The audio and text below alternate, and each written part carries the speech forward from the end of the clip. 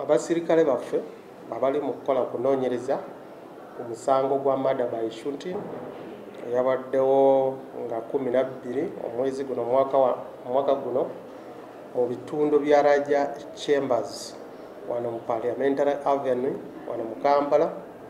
Bakyagenda maaso n'okunoonyereza naye kirabika okunoonyereza kuwedde, ebintu ebisinga bamaze okubifuna, statements esinga bamaze okufuna ne obujulizi gye baagala byonna kati biri mu fayiro.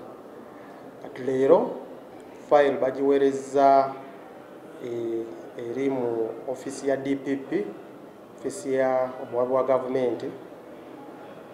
Bagiweereza fayiro agisomemu alabe kiki eri mu fayiro. Kati tulinda magezi omuwaabi wa gavumenti ajatuwa, awo tetujja kwongera okutambula ne fayiro eno.